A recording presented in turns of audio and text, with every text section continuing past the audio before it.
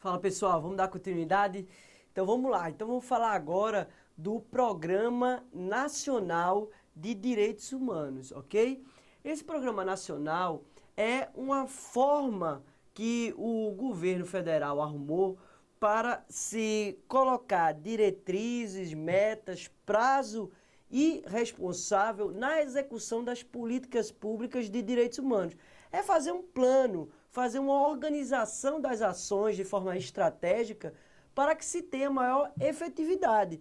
Como se faz nas empresas, planos de ação para intervir para algum problema, no caso aqui não é diferente. O Programa Nacional de Direitos Humanos é você elencar diversas ações em eixos para você ter uma maior efetividade, uma maior clareza de como vai intervir, com quem vai intervir e quais são os resultados disso aí, tá bom?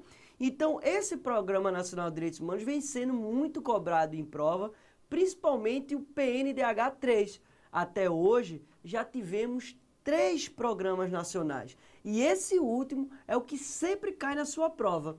Então, aqui fica a dica para vocês. Gente, pegue o PNDH3, baixe ele na internet e aí você vai olhar, caramba, professor, tem mais de 300 páginas, eu vou ter que ler isso tudinho. Não, calma, tenha calma. Leia somente o sumário, e preste atenção no que a gente vai destacar aqui do que alterou, porque esse PNDH3, ele sofreu uma alteração em 2010, que a gente vai ver aqui, beleza? Então, você precisa dar uma lidinha no sumário, só no sumário para saber o que é que esse PNDH3 ele tem, o que é que ele tem de conteúdo e saber o que foi alterado nele. Basicamente, você precisa saber disso para acertar a sua prova, tá bom? Não precisa ler todos os eixos em cada diretriz, até porque você não iria conseguir memorizar, não iria conseguir decorar para sua prova, porque são 6 eixos, 25 diretrizes e diversas ações programáticas. Então, realmente seria praticamente impossível para você conseguir decorar isso tudo para sua prova da OAB, tá bom? Beleza? Mas dê uma olhadinha no sumário para você sacar o que é que tem ali dentro, tá bom? Vamos ver aqui o que é que a questão ele fala. E nunca caiu na prova da OAB, beleza? Nunca caiu, já caiu em várias provas. As últimas provas de concurso público sempre vem caindo o Programa Nacional de Direitos Humanos 3. Vamos lá? Joga aí na tela, Tiago. Então é o seguinte, ó, é a prova da FCC, Defensor Público de São Paulo. Veja, a gente está preparando vocês aqui para o nível máximo, certo? Elevamos o nível para você se preparar para o que vier de mais pesado. Se for mais leve, melhor ainda, né, gente? Ok? Então vamos lá. Ele diz: o terceiro Programa Nacional de Direitos Humanos, PNDH3, fruto de intenso debate público, especialmente durante a 11ª Conferência Nacional de Direitos Humanos, restou aprovado pelo Decreto 7.037, de 21 de dezembro de 2009. Mesmo assim, alguns aspectos causaram grande repercussão, gerando alterações no texto original por parte da Presidência da República, nos termos do Decreto 7.177, de 12 de maio de 2010. Qual dos itens abaixo não sofreu alteração? Então, veja, é uma prova de defensor público, foi uma questão difícil, mas ela serve de base para você se preparar para a sua prova da OAB, beleza? Então, você tinha que olhar os itens e o que foi alterado, o que sofreu alteração, você não marcava. O que não sofreu alteração, você marca. E o que sofreu alteração, você não marca. O que foi objeto de alteração por meio do decreto 2010, você não marca, beleza? Então você teria que saber o decreto de 2010 para saber o que não tem no decreto para marcar, beleza? Tranquilo? Então, o que não sofreu. Quando tiver esses não, o errado, você já sabe o que deve fazer, né? Então marca, bota uma seta, um asterisco. O que é que é? Tiago tá pedindo uma casinha. Tá bom, bota uma casinha. Tá bom, Tiago, sua casinha tá aqui. Então, ó, não sofreu alteração. Então, destaca isso daí, beleza? Letra A, ele vem, ó, diretriz 24. Preservação da memória histórica e construção pública da verdade.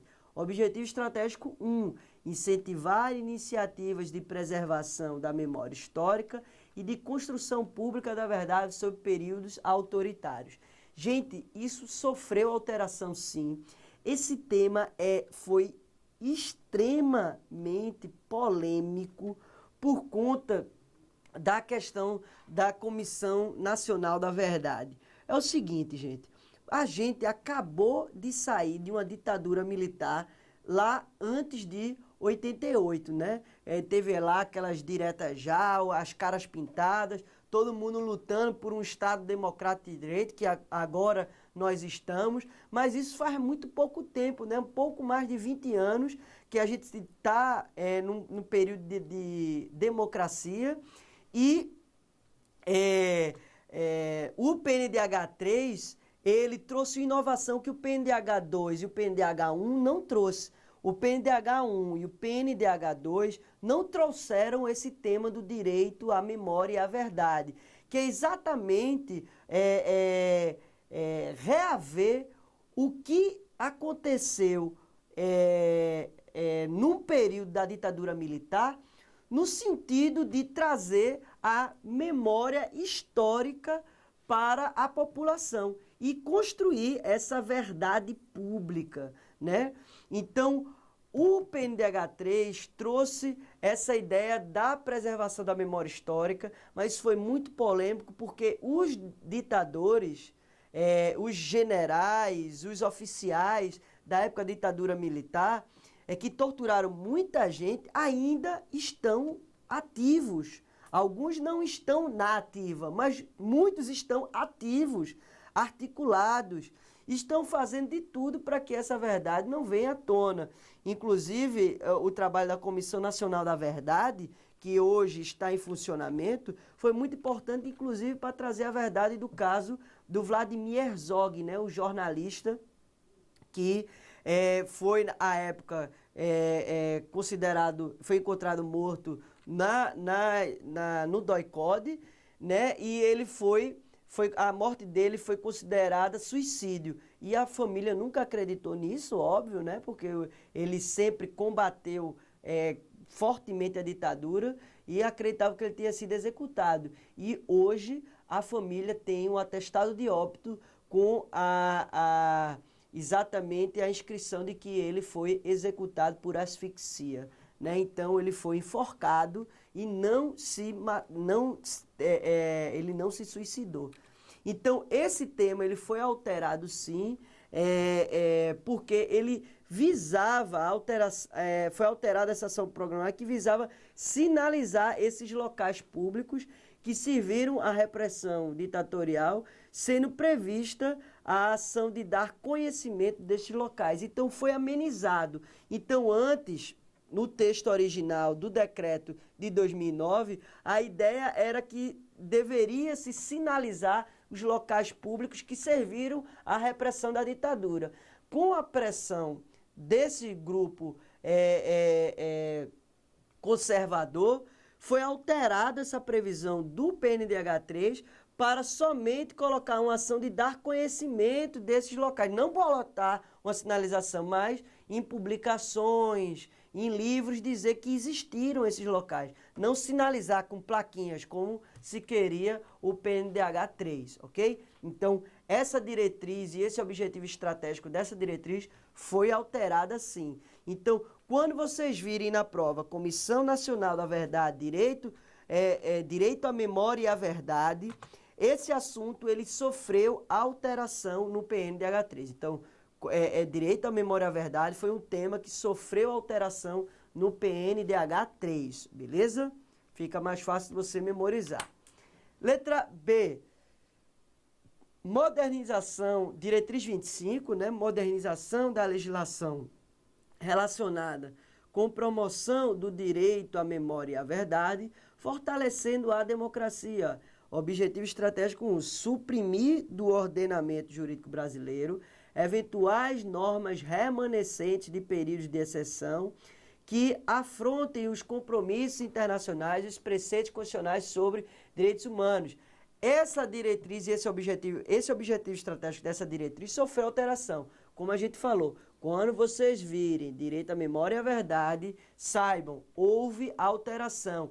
Então, esse objetivo estratégico, no texto original, queria acabar com a lei da anistia, ó, suprimir do ordenamento jurídico normas remanescentes que afrontem compromissos internacionais. Queria acabar com a lei da anistia, mas a pressão dos ditadores da época, né, dos oficiais e das pessoas que torturaram muita gente, fez com que fosse alterado esse dispositivo. Né? Isso foi um retrocesso muito grande, porque inclusive a Corte Interamericana de Proteção aos Direitos Humanos condenou essa lei da anistia. Disse que essa lei da anistia ela não pode surtir efeito para evitar que pessoas que torturaram outras pessoas sejam punidas. Essa lei não pode encobrir crimes de lesa humanidade.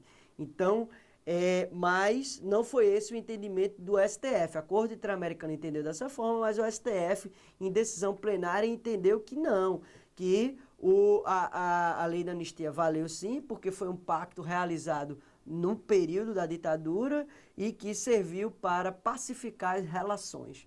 Então, é um tema realmente super polêmico e ele, por conta dessa polêmica, foi alterado por meio do decreto de 2010. Então, foi alterada essa ação programática que intencionava proibir e retirar o nome de torturadores de prédio público para fomentar o debate e divulgação, também com relação a essa legislação, né, atos próprios nacionais que não recebem o nome de torturadores, beleza? Então, houve alteração desse objetivo estratégico. Letra C. Diretriz 9. Combate às desigualdades estruturais. Objetivo estratégico 3. Garantia dos direitos das mulheres para o estabelecimento das condições necessárias para sua plena cidadania.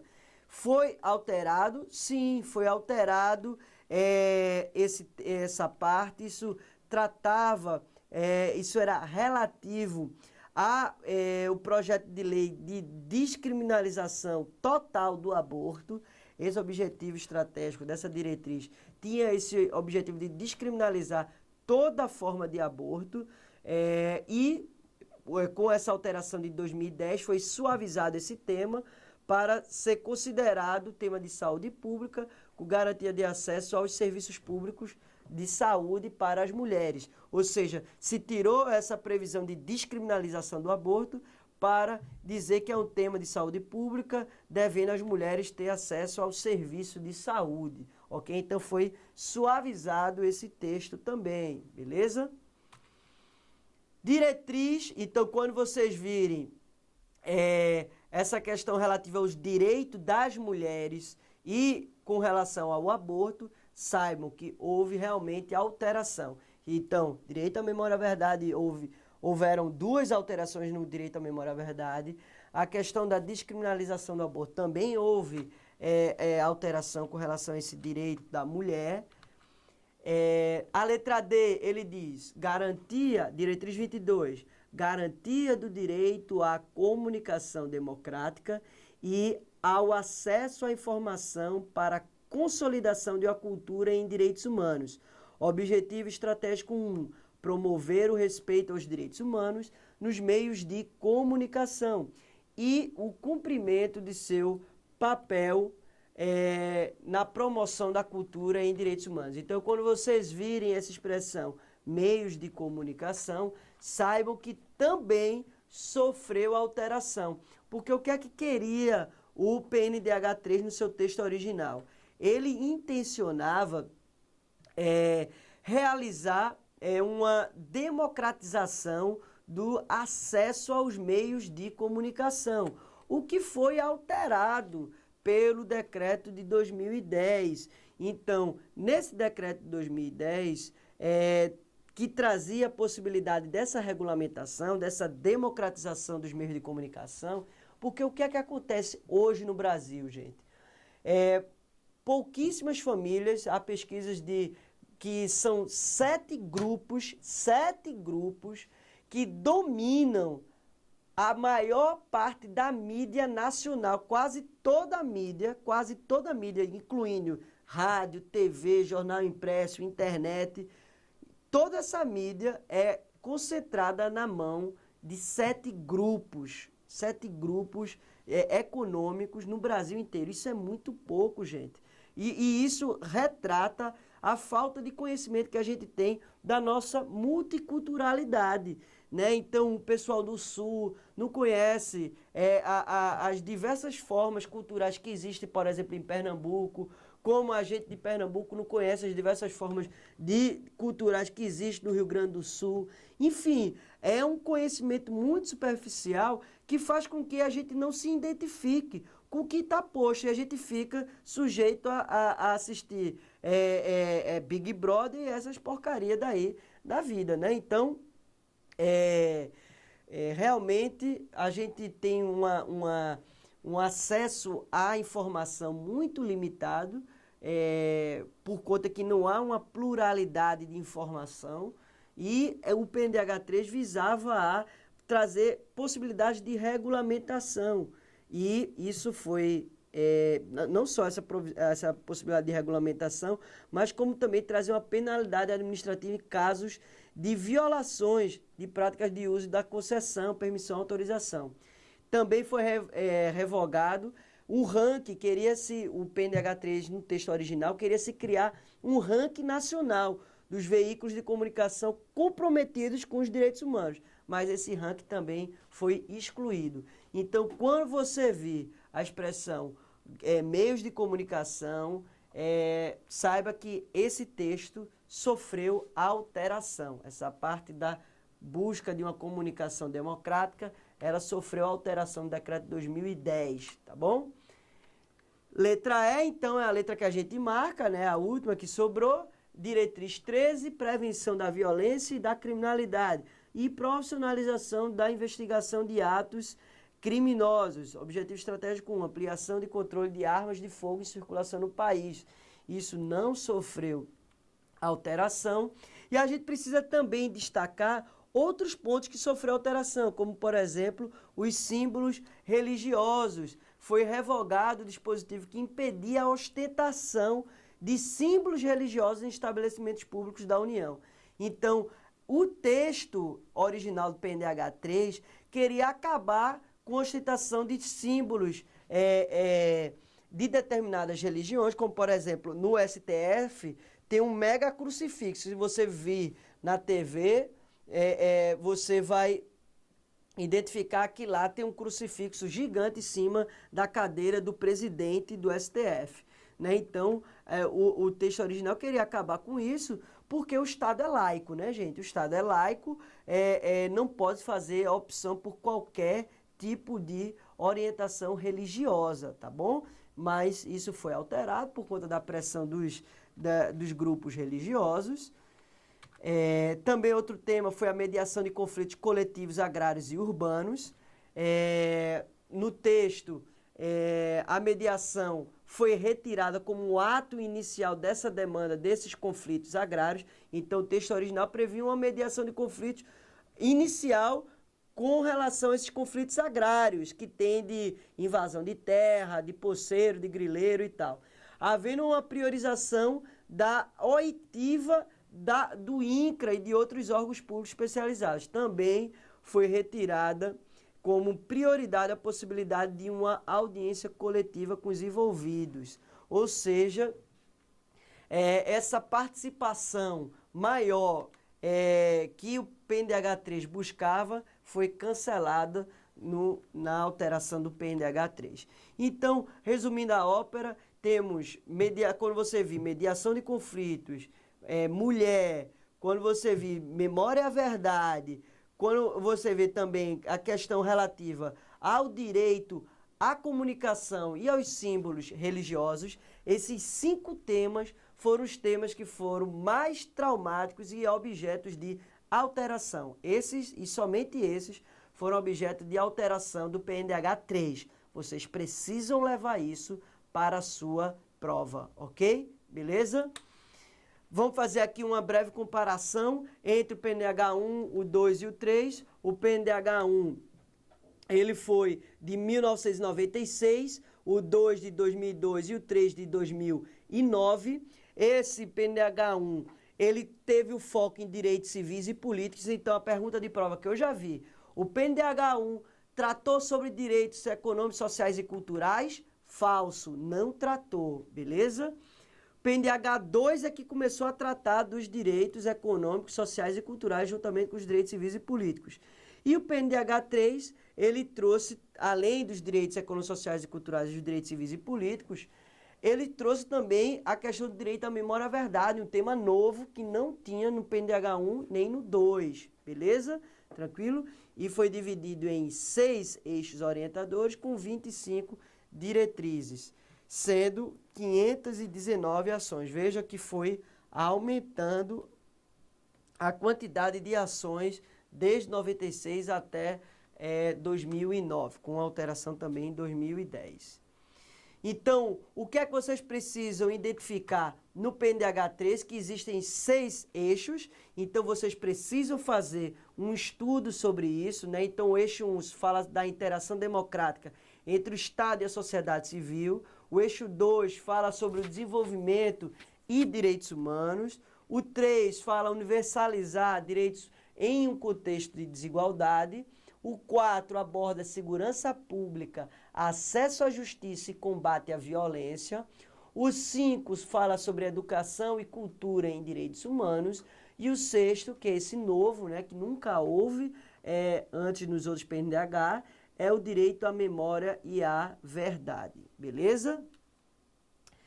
Vamos ver essa outra questão aqui, falando da Declaração Universal dos Direitos Humanos. Então é o seguinte... ele diz, analise as seguintes afirmativas acerca da Declaração Universal dos Direitos Humanos. Aí o primeiro, é tecnicamente uma recomendação que a Assembleia Geral das Nações Unidas faz aos seus membros. Carta das Nações Unidas, artigo 10.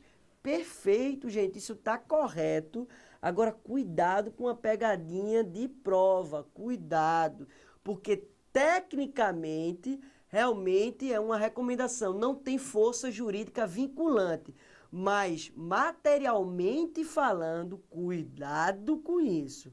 Materialmente falando, a Declaração Universal dos Direitos Humanos, ela vincula os estados que a assinaram, tá bom? Então, cuidado com isso. Tá correto, é tecnicamente uma recomendação, tecnicamente não vincula, não obriga os estados que a assinaram. O estado pode desrespeitar sem haver qualquer sanção. Tecnicamente, formalmente falando, mas materialmente falando, ela vincula sim, porque ela se tornou um princípio geral do direito internacional, como também se tornou um direito costumeiro internacional, beleza? Ok? Por conta da sua importância no nosso ordenamento jurídico internacional. Então, o primeiro está correto. Vamos a esse outro item. Mostra os abusos praticados pelas potências ocidentais após o encerramento das hostilidades, pois foi redigida sob o impacto das atrocidades cometidas na Segunda Guerra Mundial. Gente, as atrocidades foram cometidas não somente pelas potências ocidentais, certo? Mas pelas orientais também. Então, isso está errado. Durante a Segunda Guerra Mundial, houve abusos cometidos por todos os lados. No ambiente de guerra, não dá para se pensar que somente um lado comete atrocidade, né, gente? Então, errado esse segundo item. Terceiro item, enuncia os valores fundamentais da liberdade, da igualdade e da fraternidade, mas é omissa quanto à proibição do tráfico de escravos e da escravidão. Falso demais, gente. A Declaração Universal dos Direitos Humanos, ela não é omissa. Ela, em seu texto, no artigo 4º, ela traz de forma expressa, ó, ninguém será mantido em escravidão ou servidão. A escravidão e o tráfico de escravos são proibidos em todas suas formas. Se lembra que eu falei que há direitos que são absolutos, há direitos humanos que são absolutos, o direito a não ser escravizado e o direito de não ser torturado, não cabe exceção, ok? Agora, se a prova perguntar, os direitos humanos são absolutos, isso é falso, os direitos humanos não são absolutos. Mas há direitos humanos que são absolutos, assim, como, por exemplo, o direito de não ser escravizado, ok? Está lá no artigo 4º da declaração, porque ele diz, ó, são proibidos em todas as suas formas, tá bom? Então, é omissa? Falso, não é omissa. Próximo item, representa a culminância de um processo ético que levou ao reconhecimento da igualdade essencial de todo ser humano e de sua dignidade de pessoa. Isso está corretíssimo, gente. A Declaração Universal dos Direitos Humanos foi o divisor d'águas. E o seu artigo 1º, ele é bastante emblemático. Olha o que o texto diz, ó. Todas as pessoas nascem livres e iguais em dignidade e direitos, são dotadas de razão e consciência e devem agir em relação umas com as outras com espírito de fraternidade. Gente, volta aqui para mim, Tiago. A Declaração Universal dos Direitos Humanos, ela trouxe um legado importantíssimo, que foi a ideia da universalidade, indivisibilidade e interdependência dos direitos humanos.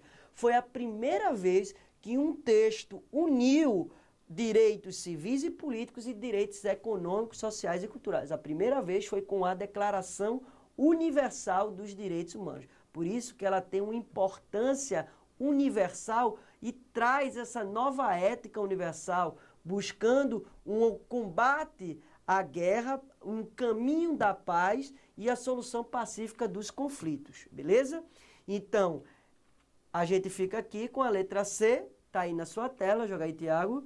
Letra C é a resposta correta, VFFV. Vamos para a nossa última questão, é o Tribunal Penal Internacional, um assunto que eu também aposto que caia na sua prova e nunca caiu na prova da OAB, então fica atento a isso aí. Ele diz, VUNESP, defensor público, também a gente está aumentando o nível aqui, ó, defensor público, Mato Grosso do Sul, 2008. Com relação ao Tribunal Penal Internacional, é correto afirmar que, letra A, a competência do tribunal restringir-se-á ao julgamento dos crimes de genocídio e crimes contra a humanidade. Gente, isso está errado. Não se restringe aos crimes de genocídio e humanidade. Faltou ele falar do crime de guerra e o crime de agressão. Isso está lá previsto no artigo 5º do Estatuto de Roma. Então, ó, cuidado com isso, cuidado.